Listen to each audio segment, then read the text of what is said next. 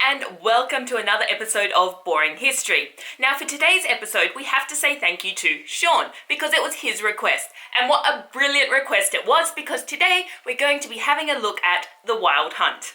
Now to be honest, I wasn't 100% sure on how to approach this legend or folklore initially, because the story of the Wild Hunt is one of those legends that has seen its fair share of adaptations throughout the years. But then I figured, let's start with the basics and then we can slowly diversify our repertoire of Wild Hunt stories and interpretations. The Wild Hunt is found in both German and Celtic legends, and it refers to a phenomenon where it's said that a band of spirit charges through the night sky.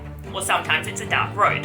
The ruckus that these ghost warriors cause was commonly offered up as an explanation for the loud thunder and lightning that we hear with storms. The hunt is usually said to be led by a divine or a semi-divine figure. And this figure can be anyone from Odin, the mighty father of Thor, to, say, Diana, who of course is the Roman equivalent of the Greek goddess of the hunt, Artemis. It all just depends on which version of the story you're listening to.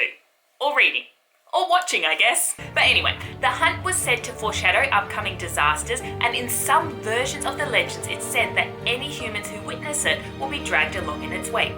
The name Wild Hunt was originally coined and popularized by the leading German scholar Jacob Grimm in his book Deutsche Mythologie, or German Mythology, which was first published in 1835. Now in this book, Mr. Grimm had combined contemporary folklore with records that remained of medieval and ancient texts to create this narrative of folklore that we have loved ever since. And it was thought that he had created the legend of the Wild Hunt from these snippets of stories that all link back to a single pagan belief. And this single pagan belief was said to revolve around a group of night warriors who were led by a god. Grimm identified this god with the Old High German god Wotan.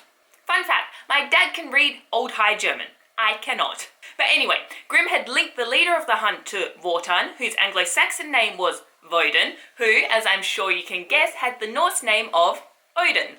Hound the Hunter is also a name that sometimes pops up. Now, according to Grimm's research, the leader of the hunt also had a god's consort who was a goddess of fertility. So all in all, it does seem as though Grimm had a pretty good basis for this legend of the Wild Hunt. However, when it comes to myths and legends, things are rarely so straightforward, because it has also been suggested that Grimm created the Wild Hunt from 3 different and unrelated legends that were floating around in the early to high Middle Ages.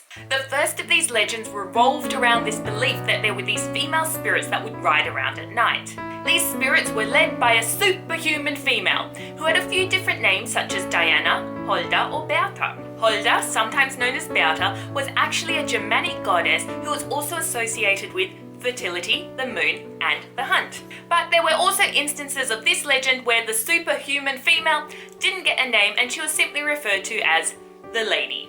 This variation, predecessor of the legend isn't the most interesting, because from the looks of things these female spirit riders didn't really do much aside from visiting favoured people. And sometimes they would let these favoured people join them on the hunt.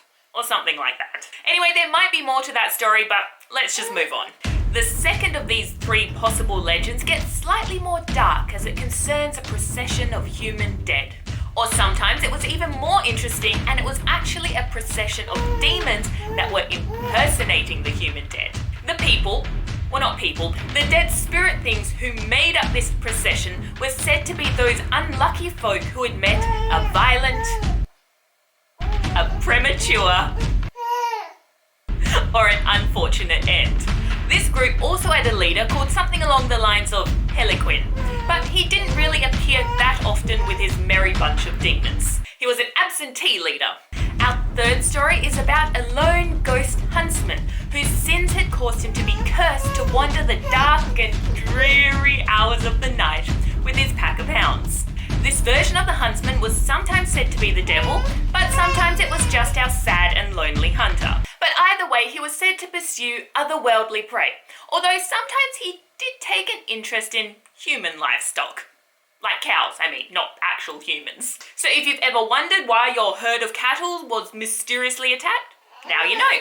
This dude was actually sometimes referred to as the Wild Huntsman, which has led to suggestions that Grimm actually took inspiration from this name to create the whole larger narrative about the wild hunt. And as if all that wasn't complicated and vague enough, we also find snippets or versions of wild hunt stories scattered around the place, all on their lonesome. For example, there's a tale that comes from Lower Saxony. Does anyone else always feel terribly academic when they say things like Lower Saxony or Asia Minor? No? Just me? Alright, let's move on.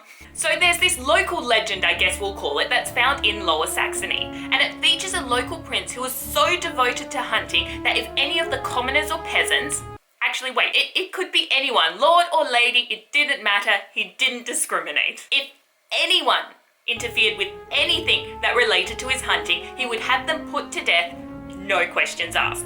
For example, there was a young boy who decided to take some bark of one of the willow trees that was in the prince's hunting locality. All the poor chap wanted to do was make himself a whistle. But the prince became so enraged that somebody had interfered with his hunting grounds that he had the boy disemboweled and had his insides, his entrails, tied around the tree as a type of warning, I guess. Or maybe it was just a genuine hissy fit.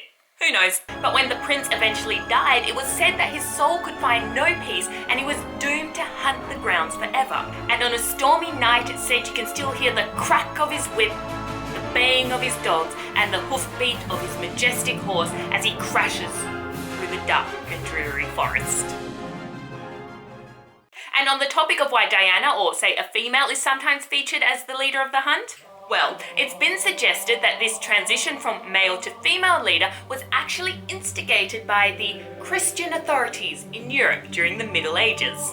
Now, it's fairly common knowledge that the Jesus-related churches weren't always a huge fan of pagan beliefs, especially in the Middle Ages, and they weren't always a huge fan of women. Burn the witch! And what this dislike meant is that Diana, the goddess of the hunt, was regarded as a demon by the Christian authorities. And it said that a belief, or some might call it a rumour, was started that groups of women, not spirits, would ride with Diana through the night. And then apparently this later evolved into the whole women are witches and dance with the devil in the forest at night thing. Personally, I think there might also be a connection to be made here with the cult of Dionysus, maybe? But anyway, you would think that all this talk of witches would prevent the monks and the priests and the Christian authorities from coming up with their own wild hunt-like stories.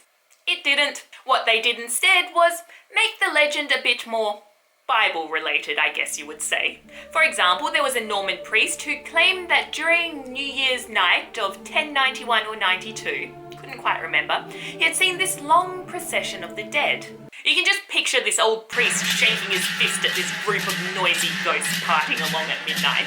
Anyway, he said that this procession was made up of all sorts of people. Some were young, some were old, some were rich, some were poor, some were on foot, some were on horses. In other words, there was zero discrimination based on social status. Instead, each individual was being tormented in a manner appropriate to the sins of their life. The priest also claimed that he had been left ill for a week after this encounter. So can we begin to see some similarities? Nope. And it's actually because of adaptations like this one that these types of myths manage to survive throughout the centuries. Their regeneration or reinterpretation allows them to remain relevant to their time period, and thus they're remembered. This point is actually made much more eloquently in that brilliant show on Netflix called Myths and Monsters, I think, but it's essentially when they're discussing why the legend of King Arthur has managed to survive so long. But hopefully you still managed to kind of get the point that I was trying to make. Clearly, somebody is sick of my rambling today, so let's end this video. I do have some references for you down below. There's some pretty interesting articles there, so I recommend that you check them out. Otherwise, thank you so much for joining me today. I hope you've enjoyed this video. If you have, please give it a thumbs up and maybe consider subscribing, because I look forward to sharing even more boring history with you in the future. Aww.